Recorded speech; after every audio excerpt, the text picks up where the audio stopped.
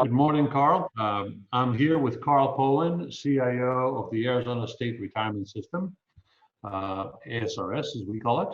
ASRS, depending on the day, is worth about $45 billion worth of portfolio value, and Karl presides over all the investments and asset management decisions for the plan, including its $8 billion or so allocated to real estate.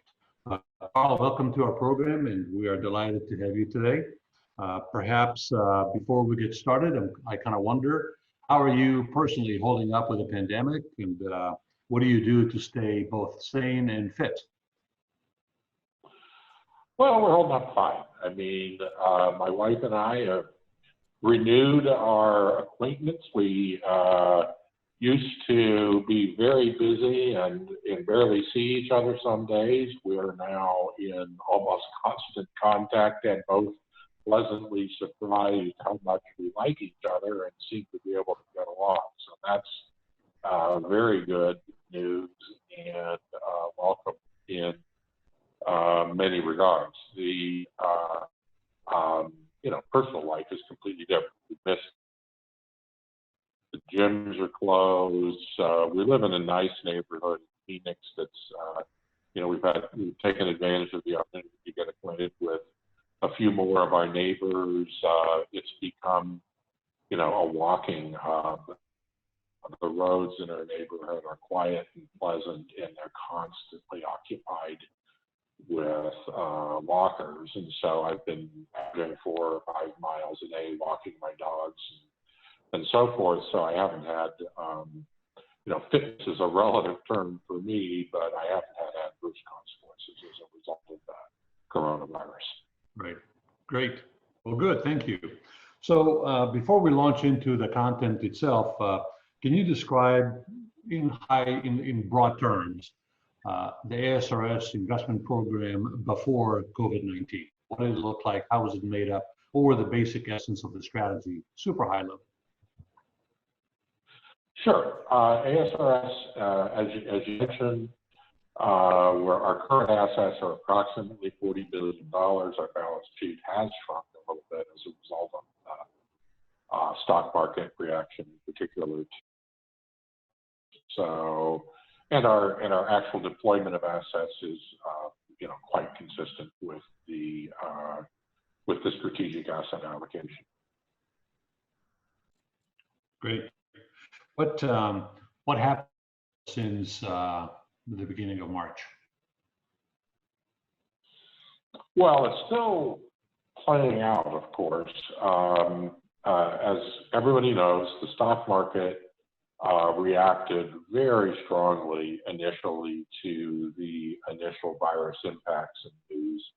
The S&P 500, which peaked at around 3,400 in the middle of February, within 4 weeks dropped to a low of, I believe, 2,300 by the middle of March. It was a much more rapid drop than anything we've previously seen, more severe than the global financial crisis and so forth. But since then, the market has recovered rather significantly to current levels in the neighborhood of 2,800 or 2,900. So since our portfolio is 50% equities, that is directly seen in and the primary reason our portfolio has declined by $4 or $5 billion.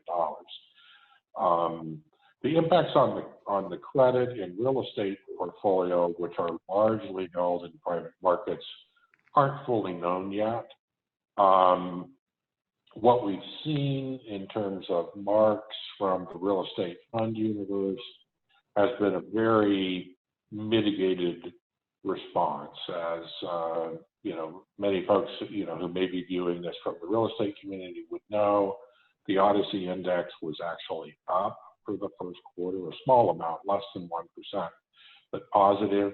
And at least my view is that doesn't reflect the reality of what's going on. I think that there clearly are impacts in the real estate world as a result of this, even though there's a fair amount of uncertainty you know, the depth of those impacts and the permanence of those impacts on different property types is yet to be fully understood. In our credit portfolio, we have a very good quality credit portfolio. Nevertheless, we have, you know, some, you know, write-downs in that portfolio as a result of mark-to-market, although we believe our credit portfolio will be much good as we get to the other side of these events.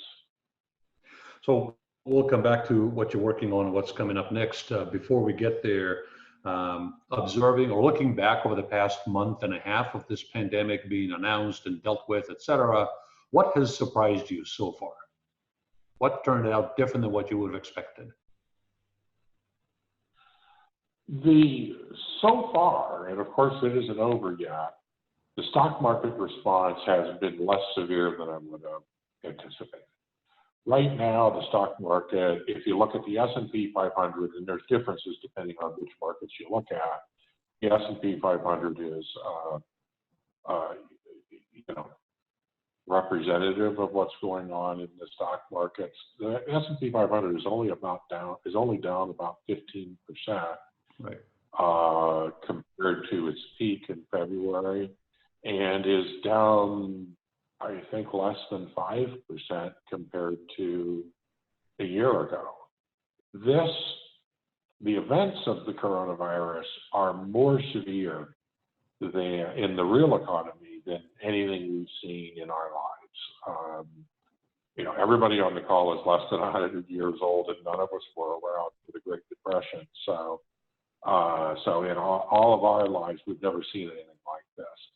At its peak, the unemployment rate during the global financial crisis was 10%. We're likely to see unemployment rates 20% or even higher. So this is in the real economy twice as bad as the global financial crisis, yet so far we have a much smaller response in the stock market. So that's the big question mark for me, is how this is going to play out in the stock market. You know, the activities of the central banks, not just of the United States, but across the globe, have injected massive amounts of liquidity to support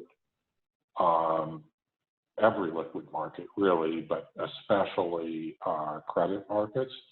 And when credit markets are supported, that automatically supports the stock market. And whether central bankers can maintain that asset effect through their actions is, you know, it remains to be seen. Everything about this is unprecedented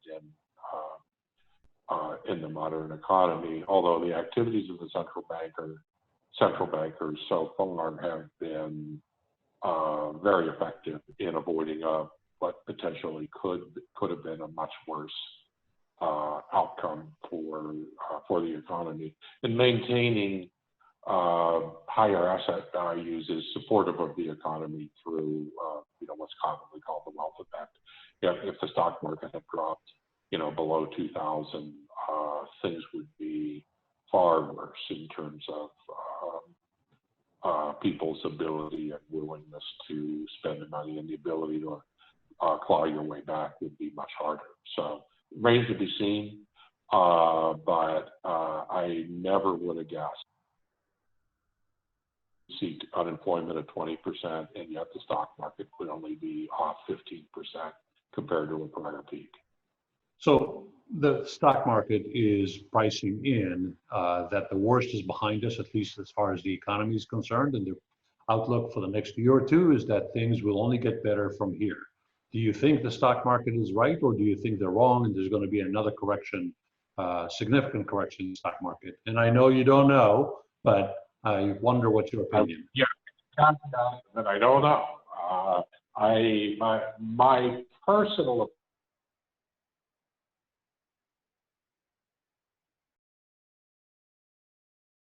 more bad news.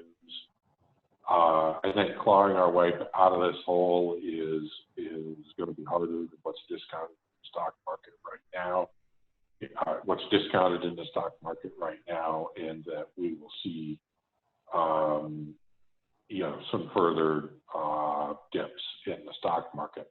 Now, that said, I don't know. I hope I'm wrong. I hope I hope we have a V-shaped recovery, and they discover a vaccine soon, and we forget this in a year or two. But that wouldn't necessarily, that wouldn't be my forecast. So in your view, the trigger to another downturn or to a W-shaped type of a stock market behavior would be bad news on the vaccine, on the pandemic side, not having a vaccine and having a occurrence and a breakout of the pandemic. A second wave in the pandemic, particularly if it's more virulent and has higher death rates, would obviously be hard on the stock market. And the other thing that it also could be death by 1,000 cuts. I think that while some businesses are unimpacted, many Amazon and other tech companies are doing well in this environment, but large sectors of the economy are just not doing well at all, right. Including many retailers and restaurants who've gone to essentially zero revenue. And as we come back from this, we may see significant earnings disappointments. Last year, the S&P 500 had aggregate earnings per share of around $140 to $150. The current price of the stock market is about 20 times that earnings level. So it feels fully priced. I've seen some studies that suggest that the decline in earnings of the stock market will be 20 or 30% lower. And that seems to be the scenario that the stock market has priced. Earnings are lower. On the other hand, interest rates are lower. Those work against each other. So you would expect earnings multiples to be higher as we get to the other side of this. The question is what's the earnings going to be? Nobody knows what the earnings are going to be.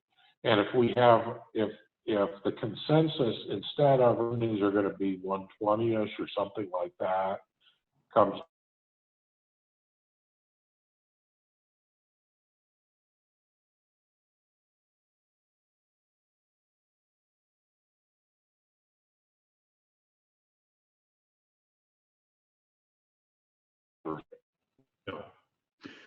So, given that view of the world right now, what are you doing in your life? What are you buying? What are you selling? What are you emphasizing? What are you de-emphasizing? How do you think about current activities, and what's the strategy? We have been trading tactically to a degree. In the stock market, we did, back in February, we became concerned that the stock market was overvalued, and we did begin selling and did sell at prices that were near the peak. We have, and as a result of those sales, we did successfully accumulate additional shares at lower prices. Around 3,000, and we did some buying below 2,500. So that was good.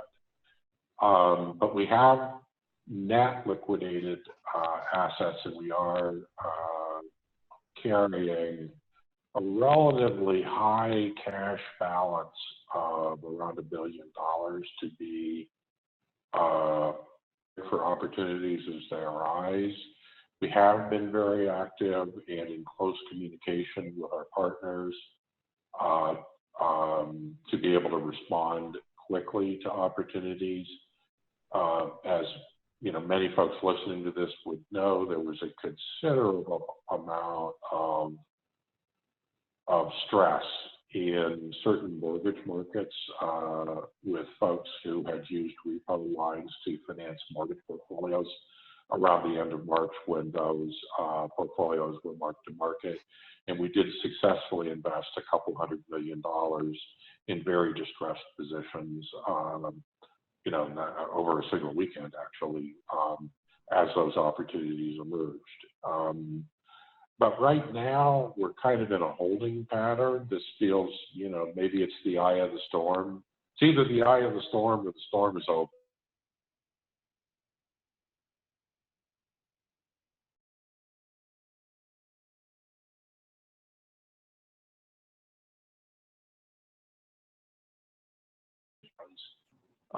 Our intention, if we have another dip in the stock market, is to make large purchases in the stock market. And we're hopeful that we'll have similar opportunities in both real estate and credit as things play out. There's been a good bit of forbearance, which has been a good thing. The central bank has encouraged its member banks to be gentle with its borrowers and grant payment and covenant forbearance.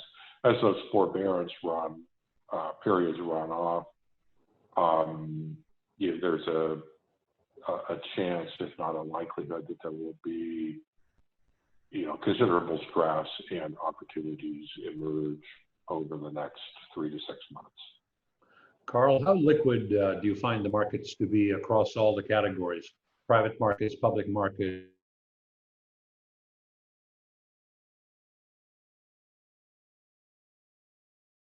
You know, have restored their liquidity. There were a couple of weeks in the middle of March where liquidity was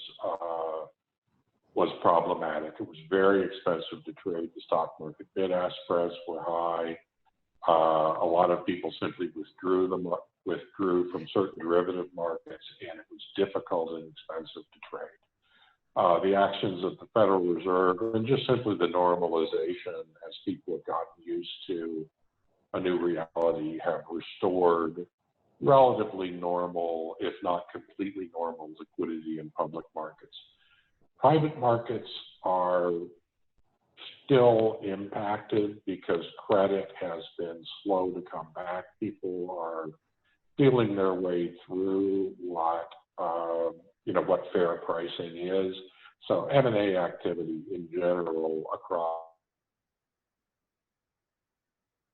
significantly slowed down as folks are figuring it out and lenders are rethinking their policies on what loans they want to make and how they want to price credit. So I think it'll come back.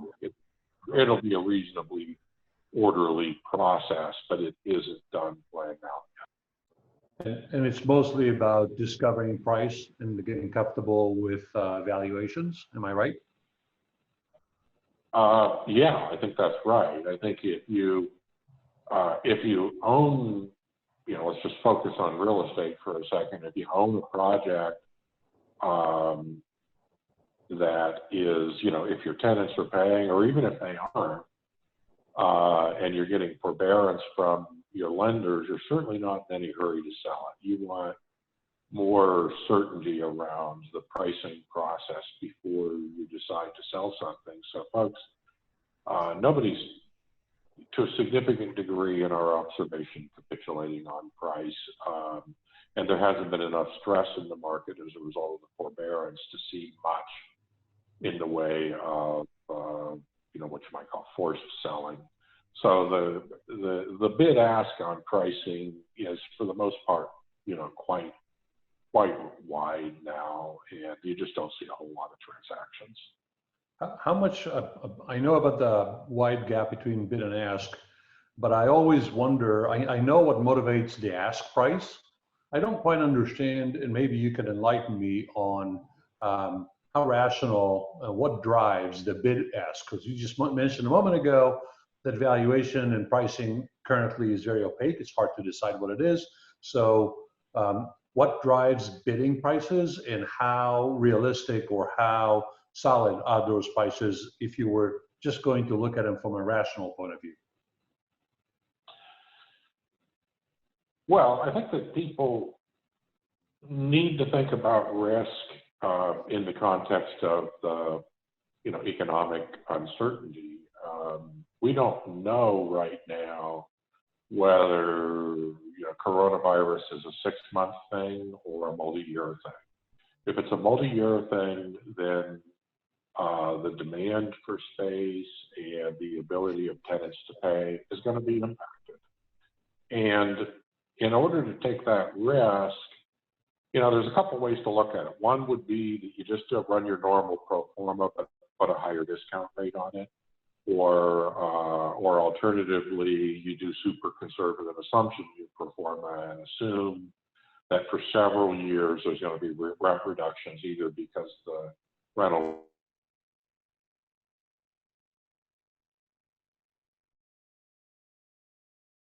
the lower value. So that's certainly how we would look at it. The other aspect of this is just simply liquidity.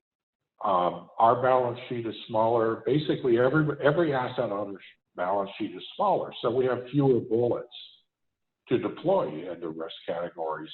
And so that forces us or encourages us to be more selective about how we deploy the fewer and smaller bullets that we have left in our arsenal. I think our situation is very typical for an asset owner. Fund operators, asset managers, this is potentially a terrific time for them, and they properly are selective in what they're buying to make sure they make the most of this opportunity to get the best results for themselves and their clients. Yeah. So you are in a pretty difficult position or challenging position because you do need to make decisions with not a lot of information, not a lot of certainty. Much of the opportunity will be probably gone, will get priced into the pricing once certainty and knowledge is there. So until history creates itself, what are you doing now? What are you reading? Who are you talking to? What are you watching? What is it that it helps you form your point of view and convey it to whoever, the board or whoever you need to convey it to? Well, one of the advantages of this position is we have pretty rich sources of information. I have a good set of colleagues that I've been daily dialogue with them about what they're seeing in the market. We have a very fine set of managers who are our partners in implementing various strategies, and I am pretty much every day have a phone conference with one of them to get insights into various aspects of the market. We pay attention to news. I read the New York Times, the Wall Street Journal, and the Financial Times every day. And I also am a reader. I like to read. And of late, I've been reading a fair amount of economic history around the 1920s and the Great Depression, which was the last time that we went through a reordering of the monetary order that we're currently experiencing in an effort to gain some insights about how to think about things. The information is never perfect, and nobody has a crystal ball, but I find these activities helpful in organizing my thinking and preparing to make the decisions we need to make. So you're now in a holding pattern. You're observing the market. You're watching how the economy, the pandemic, the economy, and the markets are evolving. You have this network of resources and managers to work with and track the market. What is your outlook today? As of today, what do you think happens for the duration of 2020 and then into 2021?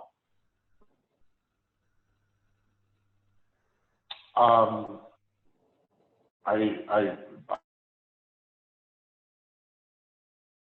depends on I think the fundamental driver is the pandemic. If we have a second wave, that will be bad. It will hurt the economy. It will hurt markets. If if we don't have a second wave of the pandemic, then I think we are seeing what the result is going to be, which is an orderly, perhaps painfully slow, but orderly resumption of activity. And that leads to what kind of economic and maybe real estate outcomes in 2020 and 21 when it comes to values and transaction activity? Yeah, exactly. When you look at real estate markets, it boils down to demand and in this environment the ability of tenants to pay. So we're focused on we have a positive outlook on, as most everybody does. I wish we had unique insights and ideas, but pretty much as everybody's figured out the same thing. But we're positively disposed towards industrial real estate and residential real estate. Industrial real estate, if anything, seems to be strengthened by these events because of increased reliance on e-commerce and logistics. Residential real estate will be by the ability of tenants to pay based on their employment status, but people need a place to live. And we think that the overall trends in residential real estate will continue to be positive. Coming out of the last crisis was in part caused by, or at least was accompanied by, an excess supply in housing. We learned that last war, and if anything, housing has tended to be undersupplied over the last 10 years. So we think residential will be good. Office, we'll see. There's a lot to be learned about, how office will be used. Again, we don't know the course of the disease in the future. If we have to figure out how to live with the virus for multiple years, then social distancing will continue to be part of our lives and will impact how people think about offices. If, on the other hand, we discover a virus pretty soon, my guess is that in a year or two, we'll lose our, we'll forget this. It'll be just something that happened and we'll be back to where we were.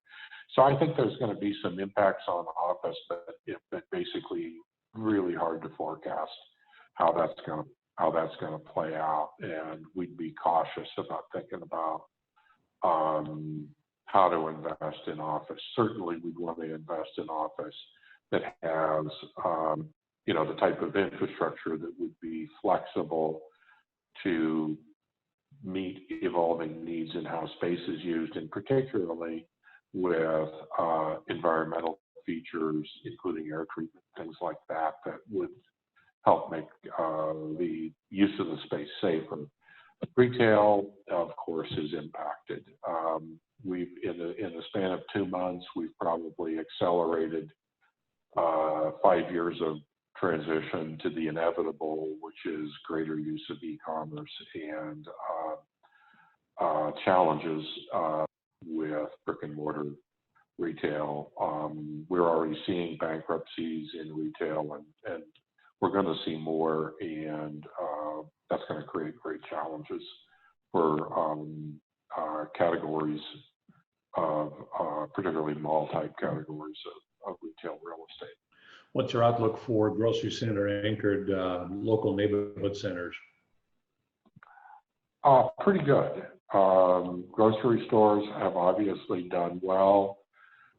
It's a difficult path back for restaurants, but I think people will return to dining out, and that will continue to be an important part of people's lifestyles and an important commercial spending. Prior to the pandemic, people spent about, half their spending on food was in dining out. Now that's, I'm down, probably below 10%. It's zero in our house. I think that will come back, and you'll continue to see, you'll see a resurgence of restaurants, hopefully sooner rather than later. And people will continue to value that. Same thing for fitness. See, fitness has a difficult path, but people like going to the gym. And so, the types of neighborhood centers that include grocery, restaurants, and other, salons, other types of necessity retail, and also have either in the same center or nearby fitness centers. I think those will continue to be positive property types. They may be impacted from a value standpoint in the near term, because I think the path back for some of those uses may take more than a year or even 2 years to get fully functional again. So you wouldn't recommend selling them, and you may or may not want to buy them at today's prices, but in the long run, you see good value and opportunities in neighborhood centers.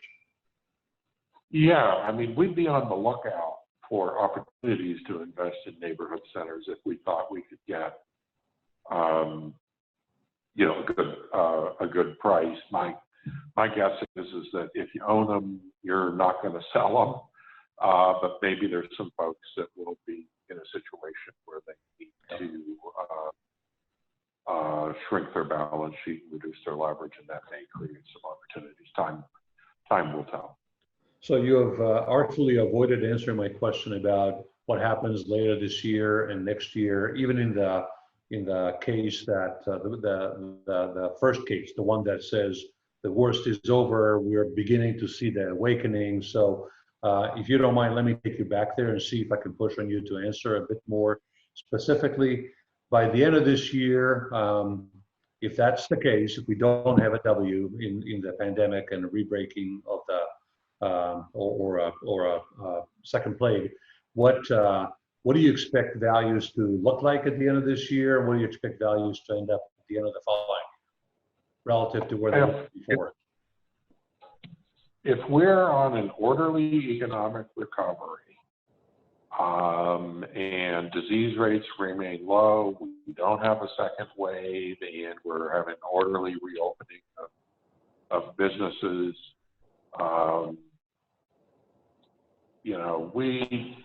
I think if we got back to single-digit unemployment by the end of the year, that'd be pretty good, and a sign that we're on the path to normalization. And I think you can see financial markets back to relatively normal, like the S&P above 3,000. If that happens, we are in what will be a long-term, environment of lower interest rates. The 10-year Treasury is below 1. Last I looked, it was 50 or 60 basis points. And in that environment, assets will be valued at higher prices, simply because the discounts rates are lower. And so you'll see that across all assets. The interesting thing is that 20 years ago, a 60-40 portfolio was sort of the normal benchmark portfolio, and you would have riskier investments in the stock market that you thought would grow in the long run, but then you were anchored by fixed income investments. And in those days, the fixed income that you would make was 5 or 6 or 7 or 8%, depending on the year. Now, fixed income is essentially fixed at 0.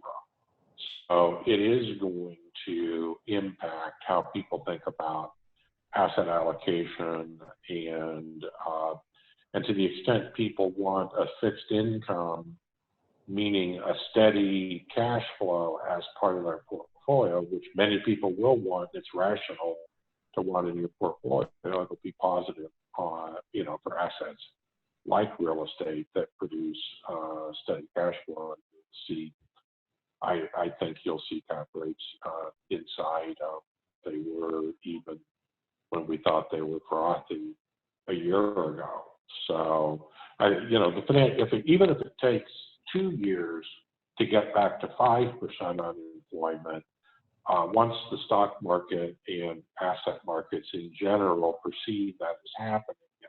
If we don't have a double dip on the virus, even though the economy won't be back to full speed by the end of the year, once the financial markets see that happening, I think the financial markets will be back to normal, a year or so in advance of the actual real economy being back to normal. So with that in mind, let's switch to the second case where we do have a W. I know the two parts. I'm going to give you a case that the second wave comes and in the summer and lasts through the fall. So November, December, we'll begin to reopen the economy, and hopefully we don't have a third outbreak. If that's the case, then give me your 2-year outlook thereafter. That's a depressing scenario.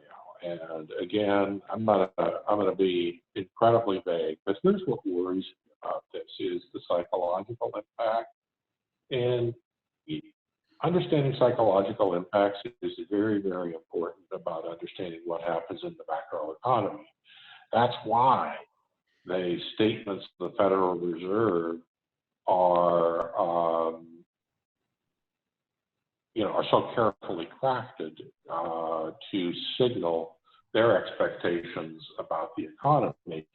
And so let's paint a scenario and look at it from the perspective of, say, a small business person. Let's say you own a restaurant or two, and you've enjoyed success and have been, running a restaurant. But when you own a restaurant, it's kind of like you own a job. Folks who own restaurants don't accumulate a whole lot of capital, even though they may enjoy, from time to time, pretty good cash flow if the restaurant is well attended. And so picture the scenario where it's now June and you think, okay, I'm going to reopen, but you've gone 2 or 3 months without any cash flow. And I've talked to some restaurant folks who actually got a PPP loan, and they're deciding to forego the grant aspect and are not paying their employees, but they're going to use that money because it takes capital to reopen. You have to bring on staff, you have to buy supplies, you have to retrain, and it takes some money to do that. Well, let's say you go through that whole process and then you get reopened. It is now July and business is a little slow and you're not really making any money, but you're in business. And then it's October, and then you hit a second wave, and then whether or not the government orders you to close, nobody's coming to the restaurant, and you are effectively closed whether or not you want to be. Whether small business people have the financial wherewithal to go through another closure and another, to put themselves through that, I think is, when you multiply that process by tens of thousands of businesses, I think the potential impact on the economy is potentially very great and quite difficult to come back from. And even though large businesses are very important, and tend to be the gauge of how we think about how the economy is doing, large businesses can't do well if small businesses are failing, because the small businesses are their customers. So I am, my nightmare, if when you do these interviews, one of the questions that people ask is, what keeps you up at night? And I never have an answer for that, because I don't tend to worry. this keeps me up at night. If we have a second wave where we have a partial reopening and then a second wave that requires ground closures, I think is potentially quite severe and very difficult. Will be a very difficult circumstance that will affect all our lives in a very significant way. Only one of them being how financial markets react. So, Carl, you know, in the world where you want to plan for the worst and hope for the best, if that's the worst, what does the plan look like for that worst case? Keep your powder dry. You know, be prepared to take advantage of it. ASRS will manage this. I mean, you know, my worry about the more severe scenario is based on compassion for fellow human beings, not whether ASRS can manage it. ASRS will be able to manage it. Sooner or later, we'll come out on the other side of this virus. It's just a question of how painful the path is. ASRS will manage its way through the crisis. We will, you know, at the end of the day, we'll end up owning more assets and we'll have bought some of them cheaply. From an investment perspective, a W is better than a V. You know, if what we've seen so far is the only thing that happens, that's going to happen in financial markets, then you know, then there wasn't much opportunity to, in effect, capitalize on difficulties in the market. We have, you know, nearly $20 billion in liquid assets that we can buy and sell on a daily basis, which gives us tremendous power to take advantage of dislocated markets. So from a market standpoint and from a standpoint of health of ASRS in the long run, W, in a sense, is a better scenario because it means we'll be able to buy assets cheaply, which will create tremendous value for the long run. Let's hope we don't have to live with a down case. So just to kind of wrap it up, I'm curious, what do you think will be the May surprise? Early June, when people look back at May, they will be surprised by what?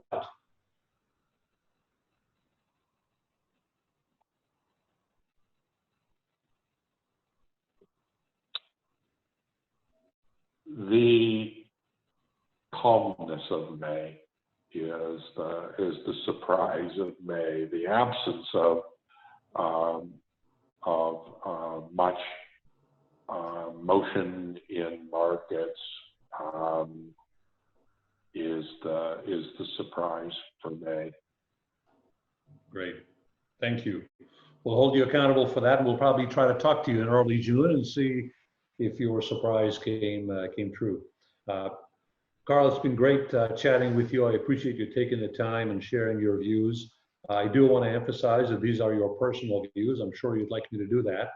They don't represent ASRS official positions, and you are here strictly as an individual representing his own personal points of view. Am I correct about that?